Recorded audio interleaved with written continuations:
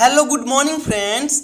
आप सभी का स्वागत है आपके अपने चैनल संपूर्ण इंग्लिश में। तो दोस्तों, आज की इस वीडियो में हम LNMU पार्ट 2 हिस्ट्री सब्सिडरी के कुछ ऐसे ऑब्जेक्टिव क्वेश्चन को देखेंगे जो कि 2020 के एग्जाम पॉइंट ऑफ व्यू से काफ़ी इंपॉर्टेंट है। और दोस्तों, मैं आपको एक छोटा सा इन्फॉर्मेशन दे दूं कि अब मैं हिस्ट्री सब्सिडी पे लगातार करीब 25 से 20 वीडियो बनाऊंगा और हर वीडियो में मैं करीब 10 ऐसे मोस्ट इंपॉर्टेंट क्वेश्चन को कवर करूंगा जो कि 2020 के एग्जाम पॉइंट ऑफ व्यू से काफ़ी महत्वपूर्ण होगा और उसी क्वेश्चन को मैं लाऊंगा। यानी कि अगर ऐसे देखो तो मान लीजिए अगर हम 30 वीडियो बनाते हैं, हर वीडियो में 10-10 क्वेश्चन को कवर करते हैं तो 300 क्वेश्चन होगा और ये 300 जितने भी क्वेश्चन होगा ये पूरा मोस्ट इंपॉर्टेंट क्वेश्चन होगा। आप इसे इजीली कवर कर लोगे और अगर आप हिस्ट्री से पहले कभी पढ़े हो तो आपको समझिए 50% आपको याद करना भी नहीं पड़ेगा, क्योंकि LNMU जो हिस्ट्री सब्सिडी में जो ऑब्जेक्टिव क्वेश्चन आते हैं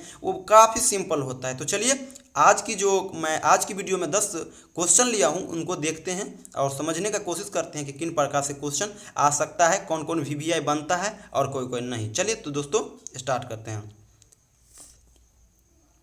तो दोस्तों, मेरा जो पहला ऑब्जेक्टिव पूछ रहा है पानीपत का प्रथम लड़ाई लड़ी गई। यानी यहाँ पे आपको 4 ऑप्शन दिया हुआ है, चारों में बताया गया है कि इनके बीच लड़ा गया, लेकिन आपको बताना है कि पानीपत का जो प्रथम युद्ध हुआ था ये किन किन के बीच हुआ था, किन 2 युद्धों के बीच हुआ था। तो दोस्तों मैं आपको बता दूं कि ये जो हुआ था ये बाबर और इब्राहिम लोदी के बीच हुआ था, जिसमें बाबर की विजय हुई थी। और पानीपत का प्रथम युद्ध कब हुआ था तो ये 1526 ईस्वी में हुआ था। दोस्तों मैं बार बार आपको बता रहा हूँ कि पानीपत का प्रथम युद्ध इस सिलेबस में है, हिस्ट्री सब्सिडी के सिलेबस में है, इसलिए पानीपत के प्रथम लड़ाई से बहुत सारे क्वेश्चन आ सकते हैं कि पानीपत का प्रथम लड़ाई कब हुआ, किन के बीच लड़ा गया। जो क्वेश्चन यहाँ पे आया हुआ है ये भी पूछ सकता है कि इनमें किसने किसको पराजित किया या फिर किसने विजय प्राप्त की। इन तरह से बहुत सारे क्वेश्चन बन सकता है, तो इस पर भी मैं वीडियो बनाऊंगा। इसके लिए आप हमारे चैनल संपूर्ण इंग्लिश को सब्सक्राइब कर लेना। मैं बहुत ही जल्दी इस पे वीडियो लाऊंगा, क्योंकि अब वीडियो का सीरीज स्टार्ट कर चुका हूँ हिस्ट्री सब्सिडी के लिए। दूसरा क्वेश्चन जो दोस्तों इंपॉर्टेंट है, ये बोल रहा है अकबर ने दीन ए इलाही की स्थापना कितने ईस्वी में की। 1556, 1560 या फिर 1578 या फिर 1582। तो दोस्तों मैं बता दूं कि अकबर ने जो दीन ए इलाही की स्थापना किया था वो 1582 में किया था। और इनका अभी भी आपको उदाहरण देखने को मिल सकता है फतेहपुर सीकरी के अंदर में। अगला क्वेश्चन है दोस्तों, नूरजहां पुत्री थी, यानी नूरजहां किनकी पुत्री थी। तो यहाँ पे देखिए, यहाँ पे उनके पिताजी का नाम ऑप्शन में दिया हुआ है। हो सकता है कि आपके पास क्वेश्चन आए तो उसका माता का नाम आ सकता है, तो ये क्वेश्चन भी आपको प्रिपेयर करना होगा। और कैसे करोगे तो इस पर भी मैं वीडियो लाऊंगा, हर इसके जस्ट अपोजिट भी लाऊंगा क्योंकि वो इम्पोर्टेंट होगा। तो इनके जो पिता थे वो कौन थे, मिर्जा गियास बेग, यानी कि मिर्जा गियास बेग का पुत्री थी कौन, नूरजहां। इसके मदर का भी ऑप्शन रह सकता है, तो इसके लिए आप तैयार रहना, वीडियो में बहुत जल्द लेकर आऊँगा। अगला ऑब्जेक्टिव है दोस्तों, औरंगजेब की मृत्यु कब हुई। तो ये इनका जो मृत्यु हुआ था ये 1760 में हुआ था। दोस्तों बता दूं, यहाँ से ये भी क्वेश्चन बन सकता है कि कब जन्म हुआ, कहाँ पे जन्म हुआ, मृत्यु जो 1760 में हुआ वो किस जगह पे हुआ, ऐसे क्वेश्चन भी आ सकता है, इसलिए आप तैयार रहना। अगला ऑब्जेक्टिव क्वेश्चन है दोस्तों, आईने अकबरी की रचना किसने की। तो ये तो काफ़ी इंपॉर्टेंट क्वेश्चन है, ये अबुल फजल ने की थी। ऐसे भी आता है अबुल फजल निम्नलिखित में से किनकी स्थापना की थी, जिनमें आपके पास आईने अकबरी भी एक ऑप्शन में रहेगा। तो भिन्न भिन्न तरीके से क्वेश्चन पूछा जा सकता है, इसके लिए आप तैयार रहना। अगला क्वेश्चन है दोस्तों, रामकृष्ण मिशन के संस्थापक कौन थे। ये तो और बहुत सिंपल है, विवेकानंद जी थे इनके संस्थापक, इनके रामकृष्ण मिशन के। ये भी क्वेश्चन आ सकता है, रामकृष्ण मठ का स्थापना कब हुआ, रामकृष्ण मिशन का जो स्थापना हुआ था वो कितने में हुआ था, कितने ईस्वी में हुआ था। ये सारे चीज़ भी दोस्तों पूछ सकता है। यानी कि विवेकानंद से टच किया क्वेश्चन तो हो सकता है विवेकानंद जी का जन्म कब हुआ, कहाँ पे हुआ, ये सारे चीज़ भी क्वेश्चन आ सकता है, तो इसके लिए भी आप प्रिपेयर रहना। अगला ऑब्जेक्टिव बोल रहा है भारतीय राष्ट्रीय कांग्रेस का प्रथम अध्यक्ष कौन थे। तो अगर देखिए डायरेक्ट अगर पूछे प्रथम अध्यक्ष तो ये व्योमेश चंद्र बनर्जी होगा, लेकिन अगर पूछे प्रथम महिला अध्यक्ष तो ये एनी बेसेंट होगा, लेकिन हमको यहाँ पे डायरेक्ट पूछ रहा है कांग्रेस का प्रथम अध्यक्ष, तो कौन होगा ये, व्योमेश चंद्र बनर्जी। अगला क्वेश्चन आ सकता है दोस्तों, पूछा हुआ है गांधी जी ने किस गोलमेज सम्मेलन में भाग लिया था। तो ये तो काफ़ी इंपॉर्टेंट है, अगर हल थोड़ा भी अगर आप पढ़े होगे 10वीं लेवल में तो आप इजीली कर लोगे, क्योंकि सारा वहीं से क्वेश्चन है।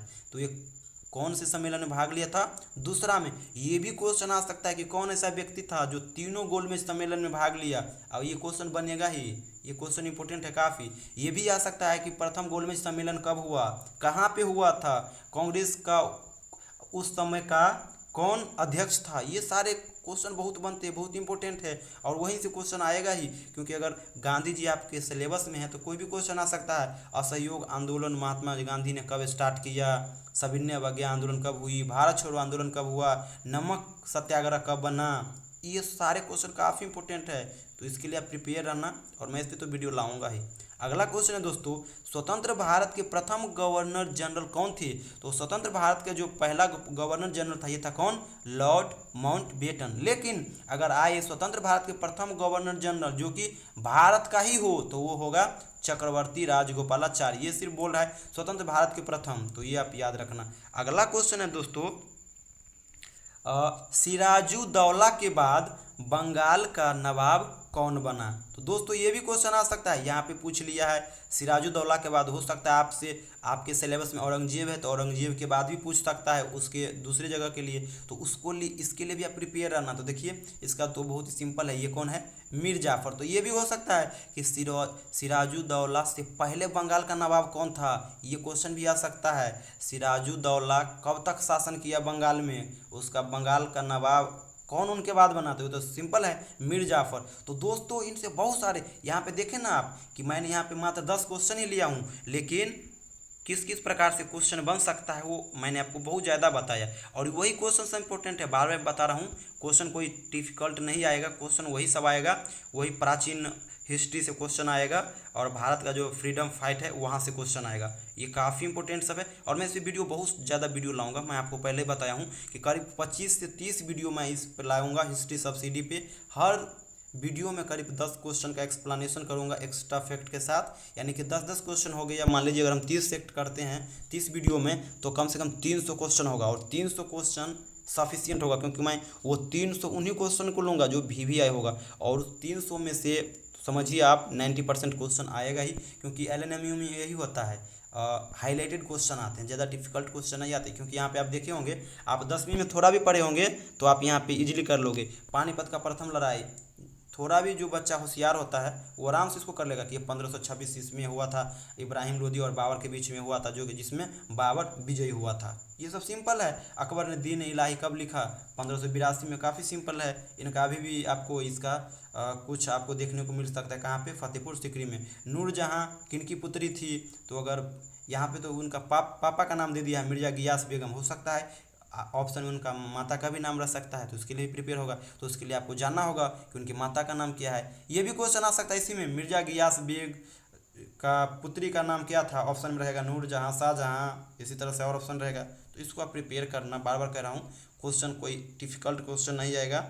बस ये कोशिश करना कि जो मैं देता हूँ उसको आप प्रिपेयर करते रहना। और ये क्वेश्चन जो मैं आपके बीच शेयर कर रहा हूँ, कोई मैं इधर उधर का क्वेश्चन नहीं शेयर कर रहा हूँ, वही क्वेश्चन मैं यहाँ पे अभी शेयर कर रहा हूँ, और आपके बीच फ्यूचर में भी शेयर करूँगा अगली वीडियो में। वो सारा LNMU का आया हुआ है, और LNMU का आया हुआ प्रीवियस ईयर का अगर मान लीजिए आप 60-70 भी कर लेते हो, तो 60-70 में से तो 40-45 तो आना ही है, क्योंकि वहाँ पे रिपीटेड होते क्वेश्चन, बार बार रिपीट करते। तो दोस्तों ये था हिस्ट्री सब्सिडी से रिलेटेड 10 ऐसे महत्वपूर्ण ऑब्जेक्टिव क्वेश्चन जो कि 2020 के लिए समझिए रामबाण है। तो इसको आप प्रिपेयर कर लेना। साथ ही साथ अगर चैनल पे न्यू हो तो चैनल को सब्सक्राइब कर लेना, ताकि अगला जो वीडियो आए हिस्ट्री का उसको आप इजीली देख सको। और बता दूं मैं आपको, ये तो हिस्ट्री का रहा, बहुत ही जल्द जैसे ही हिस्ट्री को करता ही रहूँगा, साथ ही साथ मैं पॉलिटिकल साइंस पे भी वीडियो लाऊंगा। साथ ही साथ 50 मार्क्स हिंदी और 50 मार्क्स मैथिली, ये 4 मेरा अभी टारगेट रहेगा।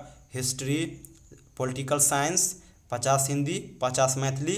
और आपको अगर किसी और का चाहिए तो इसी वीडियो के डिस्क्रिप्शन में, कमेंट सेक्शन में आप कमेंट करके हमें बताना कि हमें इन चीज़ों का ज़रूरत है, तो मैं वहाँ पे आपको शेयर कर दूँगा। तो दोस्तों ये था कुछ important question history subsidy part 2 के लिए 2020 एग्जामिनेशन के लिए।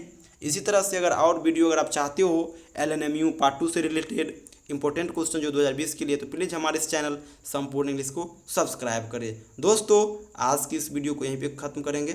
Thank you so much. जय हिंद, वंदे मातरम।